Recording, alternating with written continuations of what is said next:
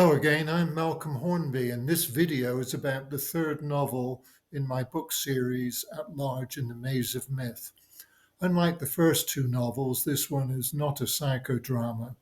Instead, it explores some complex and controversial social issues, and more importantly, how to address them to create better social policy. As in the first two novels, the story's protagonist is Michael Ullman, a mid-30s Londoner who has quit a good job in systems auditing to seek a more invigorating life. For him, marriage and raising children won't do the job.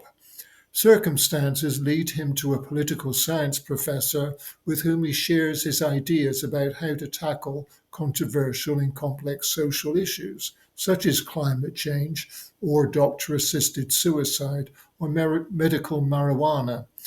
He gets to speak to students at a top university about climate change, and he's shocked at how radicalized many of these students are.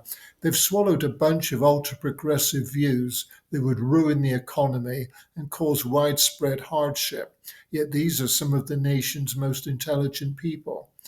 Michael realizes that to properly resolve social issues and improve public policy, his methods must deal with the psychological undercurrents that influence people and not just the facts. From London, Michael moves to Swindon on a consulting gig.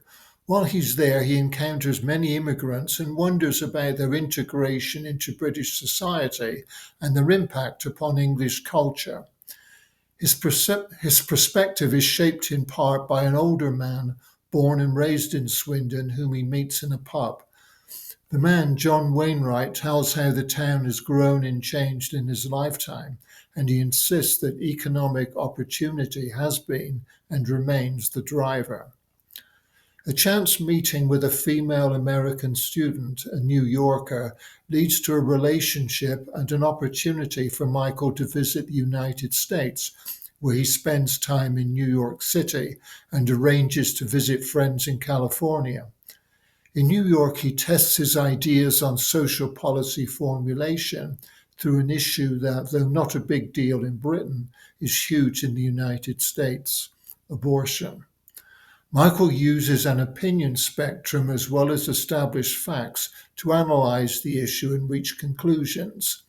He researches abortion in New York's main public library and presents his findings to a group of progressive-minded women who meet weekly in a synagogue. They are as surprised at his conclusions as they are with his analysis of the Roe v. Wade Supreme Court decision, which, he says, never did give American women the legal right to an abortion. Michael and his New York girlfriend fly out west to spend time with a married couple Michael had met during his tour of the Mediterranean a couple of years earlier. The couple turn out to be evangelicals who gradually alienate Michael's girlfriend, who is Jewish. The foursome drive to Flagstaff, Arizona, where Michael learns of a brouhaha concerning the installation of snowmaking equipment on the San Francisco peaks, which Native American tribes in the region regard as sacred. When his girlfriend leaves in a huff and his American friends are called back to California, Michael finds himself alone in Flagstaff for 3 weeks.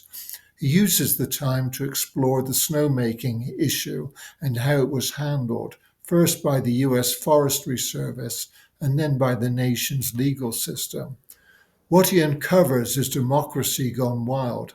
The political system has spawned a hodgepodge of federal, state, and local laws that are gained by people and organizations with competing interests in the judicial outcome. The broad public interest is barely a factor. He is appalled by the social cost and certain that his methods would have provided a better solution and less of a public hue and cry.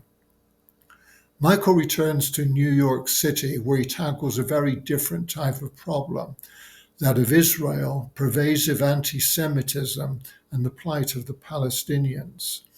He uses his opinion spectrum methodology to analyze the issue and is greatly helped by a book he finds in New York's public library, Written by an American journalist, it contains interviews with people from all parts of the political spectrum, Jewish and Palestinian, religious and secular. Michael presents his conclusions to the women's group he had talked to about abortion. His recommendations on how to obtain peace in the region are radical. Michael returns to Britain and gets a consulting assignment in Crawley, south of London. He chooses to commute there from Brighton on the south coast, where he meets his friend John Wainwright, who has relocated there. On weekends, he works on ideas about an integrated issues handling and knowledge development network.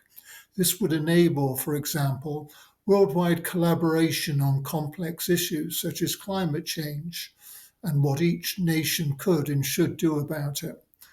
Michael returns to London when his father falls seriously ill. In the novel's finale, Michael is invited to speak, along with his friend John Wainwright, at a symposium on climate change in London. There he makes his case for a global issues handling network and how it can improve the nation's polarized political landscape. Throughout the story, Michael struggles with his working class background, his lack of a university education, and a restless mind that seeks challenges for which he is ill prepared. Most of the narrative takes place in the years leading up to the COVID-19 pandemic, and this provides the setting for the final chapter, with London in lockdown. Unable to leave home, Michael has arranged a video conference call with Ruth Mannering, the former co-worker he had tried to meet during the misadventure described in the first two novels. Their relationship has changed significantly. So that's the story outline. As with the first two novels, there's a lot going on here. All three books are available on Amazon in paperback or Kindle ebook. Search the Amazon website under books for M.J. Hornby or for any of the titles. It's not necessary to have read the first two novels before reading This Global Maze. It stands on its own feet.